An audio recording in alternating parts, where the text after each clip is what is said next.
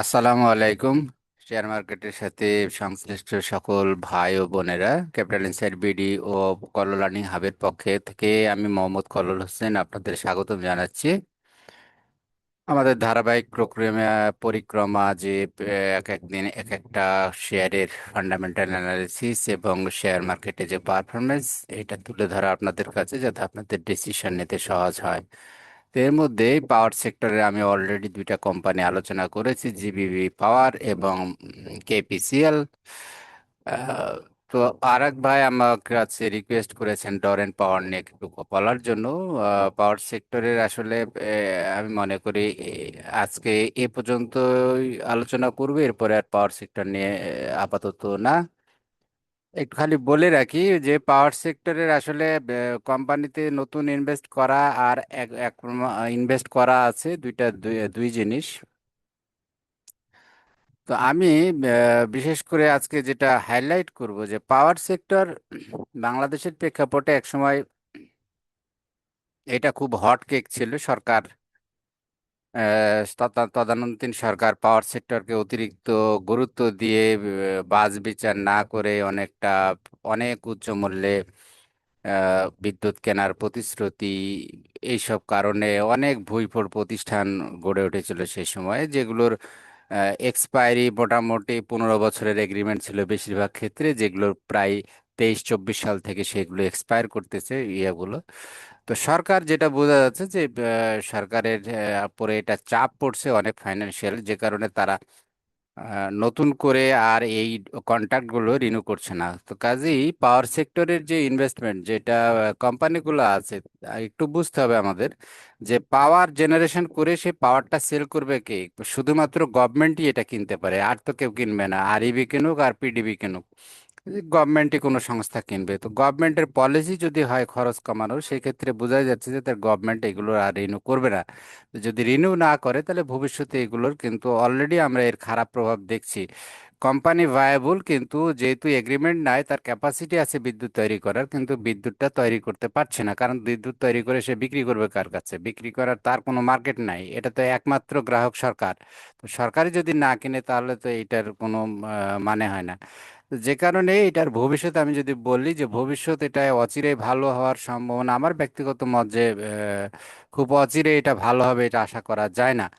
কারণ এর মধ্যে মেগা প্রকল্প ধরেন রূপপুর পারমাণবিক বিদ্যুৎ কেন্দ্র, এটা ইউনিট চালু হচ্ছে এবং আরো পর্যায়ক্রমে সবগুলো চালু হয়ে গেলে বিদ্যুতের উপরে যে একটা চাপ, এইটা অনেকটা কমে আসবে, এটা আশা করা যায়। কাজেই নতুন করে পাওয়ার সেক্টরের গভর্নমেন্ট লাইসেন্স দেওয়া বা এটা নতুন করে কন্ট্রাক্ট রিনিউ করা অনেক উচ্চ মূল্যে, সব মিলিয়ে এইটার আসলে সেক্টরটাই নেগেটিভ, ইন্ডাস্ট্রিটা নেগেটিভ বলে আমার কাছে মনে হচ্ছে। তারপরে যেহেতু ভাইয়া উনি রিকোয়েস্ট করেছেন দরেন পাওয়ার নিয়ে আলোচনা করার জন্য, আমি জাস্ট কোম্পানির কিছু গুরুত্বপূর্ণ কিছু বিষয় আপনাদের কাছে হাইলাইট করে আমি শেষ করব।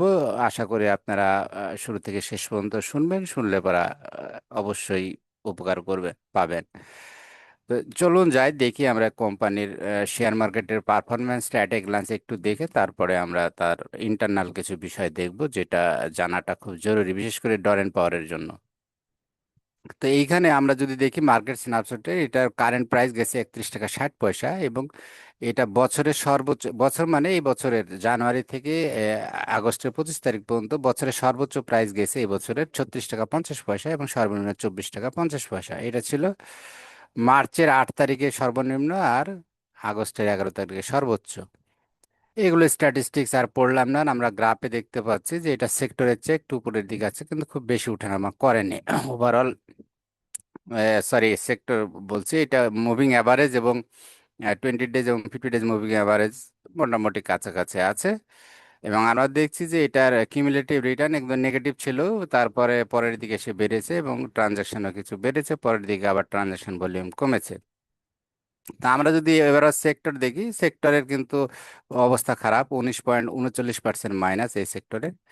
কিন্তু কোম্পানি 12.06% রিটার্ন জেনারেট করছে, অর্থাৎ যারা শেয়ার কিনছে তাদের এইটুকু হোল্ডিং পিরিয়ড রিটার্ন হয়েছে। এবং কোম্পানি যদি দেখি আমরা, মোটামুটি সেক্টর এভারেজের একটু উপরে আছে। আবার যদি ইন্ডেক্সের সাথে দেখি তো ইন্ডেক্সের রিটার্ন হচ্ছে 14.86%, আর স্টকের রিটার্ন 12.86%। অর্থাৎ ইন্ডেক্সের চেয়ে কোম্পানি গ্রোথ কম, প্রাইস গ্রোথ যদি আমরা বলি, ইন্ডেক্সের ওয়েলথ জেনারেশনের ক্ষেত্রে রিটার্ন কম।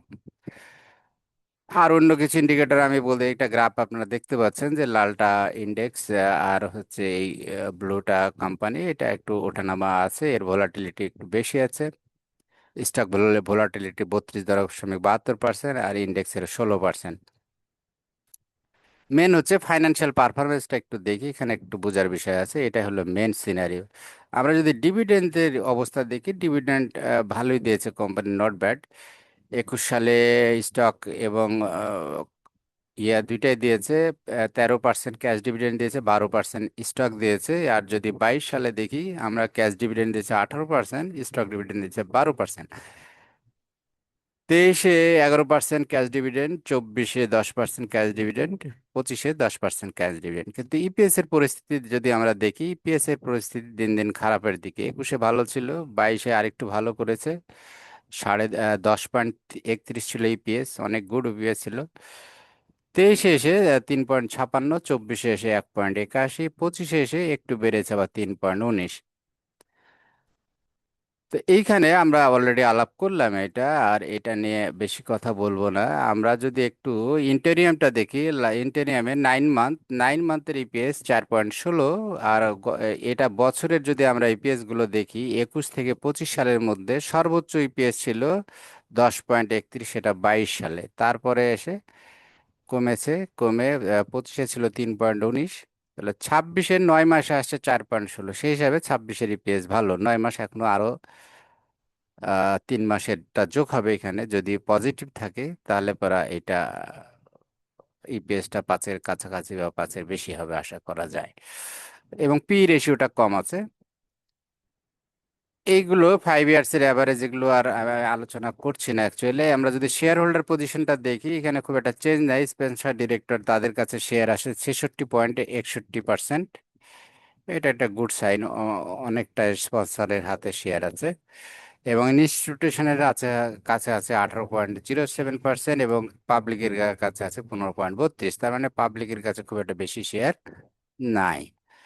আমরা যদি প্রাইস 4 বছরের প্রাইস দেখি, তাহলে আমরা দেখতেছি প্রাইসের অবস্থা এখন অনেক কমের দিকেই। এবং 26 সালের প্রাইস যদি দেখি আমরা, সর্বনিম্ন 26 টাকা 64 পয়সা মান্থলি অ্যাভারেজ মিনিমাম, আর 33 টাকা 74 পয়সা, এটা আগস্টে হয়েছে। রিস্ক যদি দেখি আমরা, এটার ভ্যার 3.01%, অর্থাৎ একদিনের লস করার সম্ভাবনা মার্কেট খারাপ গেলে 3%। এবং সিভ্যার 3.89, এবং খুব খারাপ গেলেও এটা 3.89, অর্থাৎ মোটামুটি স্টেবল শেয়ার। আমরা যদি একটু দেখি হাইলো, এই যে এখানে বলে হাইলো মোটামুটি 24, 24 থেকে 36, 12 টাকা, 12 টাকা ডিফারেন্স রেঞ্জ যদি আমরা বলি, এটা হাই আর লো এর মধ্যে ডিফারেন্স 12 টাকা, খুব বেশি উঠানামা করেনি এই কোম্পানির শেয়ার। আচ্ছা, এখন যেটা বলবো সেটাই হলো আসল কথা। তাহলে আমরা দেখলাম ইপিএস, থার্ড কোয়ার্টার ইপিএস ভালো আছে, কিন্তু এর বিহাইন্ড স্টোরি, এর পিছনে কি আছে, এটাই হলো আসল জানার বিষয়। তো এইটা fuel sector company, A category, আমরা দেখলাম ডিভিডেন্ড দিছে প্রতি বছরই 10% বা তার বেশি, যে কারণে এটা এ ক্যাটাগরিতে আছে। তো এখন মেন যে ইস্যু আসছে, যে এটার আসলে দুইটা ঘটনা আছে মেনলি। এই কোম্পানির 3টা সাবসিডিয়ারি কোম্পানি আছে, যেগুলোর মালিকানা 100%-এর কাছাকাছি এই কোম্পানি, প্যারেন্ট কোম্পানি, অর্থাৎ ডরেন পাওয়ার জেনারেশন সিস্টেম লিমিটেড। এর আন্ডারে আরো 3টা কোম্পানি আছে। তো এই কোম্পানি, এই প্যারেন্ট কোম্পানি আমরা ডরেন পাওয়ার জেনারেশনকে বলছি। আর তার যে সাবসিডিয়ারি কোম্পানি আছে, মেজর স্টেক হোল্ডার হচ্ছে ডরেন পাওয়ার, সেই 3টা প্রফিট কোম্পানি কিন্তু লাভজনক। কিন্তু ডরেন পাওয়ার সিস্টেম জেনারেশন, এটা ইটসেলফ, এই কোম্পানি কিন্তু লস। ওই 3টার আয় দিয়ে ওভারঅল গ্রুপের কনসলিডেটেড আপনি যদি স্টেটমেন্ট দেখেন, তাহলে দেখবেন যে এটা পজিটিভ রেভিনিউ এবং এটা লাভ করেছে। কিন্তু যদি শুধু ডরেন পাওয়ার দেখেন, তাহলে এটা লস। আপনি একটু খেয়াল করে দেখেন, আমি কিন্তু এখানে সামারিটা বলছি, পুরা ইনকাম স্টেটমেন্ট এবং ইয়ার ব্যালেন্স শিটের ব্যালেন্স শিটটা আমি এখানে প্রত্যেকটা আইটেম টু আইটেম এখানে আমি অ্যানালাইসিস করছি না, সময়ের আপনাদের সময় আমি নষ্ট করতে চাই না, কি পয়েন্টটা শুধু ধরিয়ে দিচ্ছি। তো গ্রুপের রেভিনিউ যদি দেখি আমরা, পজিটিভ। প্যারেন্টের রেভিনিউ পজিটিভ আছে, রেভিনিউ আয় আছে। গ্রুপের ওভারঅল অপারেশন ঠিক আছে, কিন্তু প্যারেন্টটা শ্রিঙ্কিং, অর্থাৎ প্যারেন্টের বিজনেস কমে আসছে এবং অলমোস্ট বন্ধ হওয়ার মতো প্যারেন্ট কোম্পানির। কেন, আমি নিচের দিকে বলছি। তো প্রফিট যদি দেখি আমরা মিলিয়ন হিসাবে 584 মিলিয়ন, তার মানে 58 কোটি টাকা প্রফিট করেছে ওভারঅল গ্রুপ, যদি আমরা চিন্তা করি। আর শুধু যদি আমি এই পাওয়ারের জরেন পাওয়ারকে ধরি, তাহলে এ লস করছে 476.16 মিলিয়ন, অর্থাৎ এটা লস মেকিং কোম্পানি এখন। টোটাল অ্যাসেট আমরা যদি দেখি, এটা প্যারেন্ট প্যারেন্ট কোম্পানিতে অ্যাসেট বেশি আছে। ইকুইটি যদি দেখি, প্যারেন্টে হায়ার ইকুইটি আছে, কারণ এটা এবার এটাই স্বাভাবিক, কারণ প্যারেন্ট প্যারেন্ট তো সে শেয়ার কিনছে সেই ইয়ার সাবসিডিয়ারির 100% শেয়ারই কিনছে, তো অবশ্যই এর ইকুইটি বেশি হবে, এটা বলার অপেক্ষা রাখে না। এনএবি, প্যারেন্টের এনএবি বেশি, এমনি সাবসিডিয়ারির এনএবি কম। আচ্ছা, অ্যাকচুয়াল গ্রোথ ইঞ্জিনটা কি এই কোম্পানি টিকে আছে বা এখনো ডিভিডেন্ড দিতে পারছে, শুধু কিসের কারণে? শুধুমাত্র তার তিনটা সাবসিডিয়ারি কোম্পানি আছে, এই তিনটা সাবসিডিয়ারি কোম্পানি তার লাভজনক। একটা হচ্ছে ঢাকা নর্দার্ন পাওয়ার জেনারেশন লিমিটেড, এটা 75 মেগাওয়াট, এটা ফার্নেস ওয়েল চালিত। কিন্তু এখানে একটা ঘটনা আছে, পিপি এক্সপায়ার, অর্থাৎ এইটার যে পাওয়ার পারচেজ এগ্রিমেন্ট যেটা আছে ইয়ার সাথে, সরকারের সাথে আমরা বলি আরইবি বা পিডিবি, যার সাথেই বলি না কেন, এই কোম্পানিরও চুক্তির মেয়াদ শেষ হয়ে যাবে 31 সালে, 16ই জুন। দ্বিতীয়টার 75 মেগাওয়াট, এটাও ফার্নেস ওয়েল চালিত, এটারও শেষ হয়ে যাবে আগস্টের 31, অর্থাৎ 2031 সাল। আর একটা চলবে 2037 সাল পর্যন্ত। এই পর্যন্ত এই সরকার বিদ্যুৎ কিনবে ওনাদের কাছ থেকে। এরপরে সরকার কিনতেও পারে, নাও কিনতে পারে, দিল্লি বহুত দূর, এখনো কিছু বলা যাবে না। তাহলে এখানে তার মানে কি, এই কোম্পানি আজকে 26 সাল শেষ হতে যাচ্ছে এখন, তাহলে আর 4 বছর বা 5 বছর এরপরে যাই প্রকৃত ভবিষ্যৎ নির্ধারণ হবে এই কোম্পানির তখন। তাহলে আমরা দেখতে পাচ্ছি যে এই কোম্পানি যে ইন ইন ফিউচারে গোয়িং কনসার্ন হিসাবে এটা যে টিকবে কি টিকবে না, এটা অনিশ্চয়তা আছে, যেটা আমরা অডিট ফাইন্ডিং এও পাবো, নিচের দিকে আছে, আমি দেখাচ্ছি। তাহলে মেন আরেকটা কি, প্যারেন্ট কোম্পানি যেটা আমাদের ডরেন্ট পাওয়ার, এইটার শ্রিঙ্কিং, এটা এটা অলমোস্ট তার অপারেশন বন্ধ হয়ে গেছে। তার তিনটা পাওয়ার প্ল্যান্ট ছিল, একটা ফেনীতে, একটা টাঙ্গাইল, একটা নরসিংদীতে, এই তিনটা গ্যাস চালিত। তিনটার মধ্যে দুইটারই পিডিবির সাথে বা আরইবির সাথে এদের চুক্তির মেয়াদ শেষ হয়ে গেছে। একটা 15 ফেব্রুয়ারি 24 শেষ হয়েছে, একটা 11 নভেম্বর 2023 শেষ হয়েছে। এবং এই দুইটা ইউনিট অলরেডি কোম্পানি সোল্ড করে দিয়েছে, কারণ বিদ্যুৎ তো সে উৎপাদন না করতে পারলে সে রাখবে কি করে, এগুলো সে সোল্ড করে দিয়েছে। তা আমরা জানি যে এখন যখন সেল করে এই লোহা লক্কর, এগুলোর কিন্তু এগুলো বায়ারও কম, এগুলোর সেই ভ্যালু কিন্তু পায় না, এখানে প্রচুর লস হয়ে যাওয়ার সম্ভাবনা থাকে। তো দুইটা অলরেডি সেল করে দিয়েছে এবং আর একটা সেলের জন্য রাখছে, এটারও মেয়াদ শেষ হয়েছে 23 সালে, ডিসেম্বরে। এটা এখনো সেল করতে পারেনি, সেলের জন্য রাখছে এটা। তার মানে কি, এই তার প্যারেন্ট কোম্পানির এই ডরেন পাওয়ারের তার নিজস্ব তিনটা পাওয়ার প্ল্যান্টের তিনটাই অলরেডি বন্ধ। শুধু তার তিনটা চলতেছে, এই তিনটা হলো তিনটা আলাদা কোম্পানি, কিন্তু এটার 100% শেয়ার হচ্ছে ডরেন পাওয়ারের। ওইটার থেকে লাভটা এসে ওভারঅল গ্রুপের লাভ হচ্ছে, কিন্তু অ্যাকচুয়ালি ডরেন পাওয়ার লস। তাহলে সাবসিডিয়ারি বলছে মেজর রিস্ক এরিয়া কি, বলছে সাবসিডিয়ারির সাথে তাদের কারেন্ট অ্যাসেট রিসিভেবল আছে, তাদের মধ্যে ইন্টারনাল পাওনা আছে এটা 2397.97 মিলিয়ন, এবং রিসিভেবল তাদের কাছে পাওনা, এবং এটা দেনা, পেয়েবল যদি দেখি আমরা, এটা দেনা আছে 39,3986.95 মিলিয়ন, এবং net Intra company net payable আছে তাদের নেগেটিভ ফিগার, অর্থাৎ 1588.98, এটা ইন্ট্রা কোম্পানি, অর্থাৎ এই তিন নিজেদের মধ্যে যে কোম্পানি, এদের মধ্যে লেনদেনের এটা। তাহলে বলছে the parent company has significant inter company exposure, BDT এত payable to subsidiary, this is a major risk if subsidiaries face financial distress, অর্থাৎ সাবসিডিয়ারি এখন তো তারা তারা যদি এরকম কোনো প্রবলেমে পড়ে, তাদেরও যদি কোনো ফাইন্যান্সিয়াল প্রবলেমে পড়ে, তাহলে পরা এরা এই ওভারঅল গ্রুপ রিস্কে, কারণ এই টাকা যে ডরেন পাওয়ারের কাছে পাওনা আছে ওদের সাবসিডিয়ারি গুলোর, প্যারেন্ট কোম্পানির কাছে, প্যারেন্ট কোম্পানির দেওয়ার এগুলো সামর্থ্য নাই, প্যারেন্ট কোম্পানি এখন আলটিমেটলি এটা ক্লোজ। তাহলে অডিটর কনসার্ন এরিয়া বলছে যে গ্রাচুইট, এরা একটা কিছু অবজারভেশন দিচ্ছে যে গ্রাচুইটি ফান্ড নন কমপ্লায়েন্স আছে, ওরা গ্রাচুইটি ফান্ডের টাকাটা ওরা ঠিক মতো কাটে নাই এবং খরচ দেখায় নাই। এটা দিলে দেখালে প্রকৃত আয় আরো কম হতো, প্রকৃত লাইবিলিটির এখানে আন্ডারস্টুড করা আছে, অর্থাৎ লাইবিলিটি আরো বেশি হতো। গোয়িং কনসার্ন রিস্ক এটা হাই, কারণ parent company already loss making company, এটা অলরেডি লস করতেছে, কাজেই এটা এই কোম্পানি যে টিকবে এটার সম্ভাবনা, এটা রিস্ক খুব বেশি যে টিকবে না ভবিষ্যতে। আহ, তারপরে future liability, potential future liability, এটা কন্ট্রিবিউশনের এটা একটা ব্যাপার আছে প্রভিশনের, এটা মিডিয়াম রিস্ক। তারপরে কারেন্ট অ্যাকাউন্ট এক্সপোজার, এগুলো অলরেডি আলাপ করলাম। এবং 47% অফ অ্যাসেট হচ্ছে পিপি, তাদের অন্যান্য যে অ্যাসেট আছে তার মধ্যে 47% হচ্ছে পাওয়ার, প্রপার্টি প্ল্যান্ট অ্যান্ড ইকুইপমেন্ট। তো কাজে এইগুলো সেল করতে হলে কোম্পানি কিন্তু অলরেডি সেল করতেছে, যেহেতু চালাতে পারতেছে না, দুইটা সেল করেছে, অলরেডি একটা সেল, তো এগুলো সেল করলে লস হওয়ার সম্ভাবনা বেশি। তাহলে ম্যাটারিটি আনসার্টেনটা কি বলছে যে অলরেডি ফেনী, টাঙ্গাইল, নরসিংদী এই তিনটা অলরেডি এক্সপায়ার করে গেছে পিপি, এবং ফেনী আর টাঙ্গাইলের প্ল্যান্ট অলরেডি সোল্ড। নরসিংদীটাও সোলের প্রক্রিয়ায় আছে, decided to sell. Parent company কি করছে, লস করতেছে, 476.16 মিলিয়ন লস করেছে গত বছর। মিটিগেশন ফ্যাক্টর 100%, এটার ফার্নিস ওয়েলের সাবসিডিয়ারি যে কোম্পানি আছে সেটার আহ, থেকে আয়টা আসতেছে, সেগুলোর কন্ট্রাক্টও 31 থেকে 37 সাল, দুইটার মেয়াদ শেষ হবে 2031-এ, আর আরেকটার মেয়াদ শেষ হবে 2037-এ। Management will continue operation through dividend receipt and temporary loans from সাবসিডিয়ারিজ।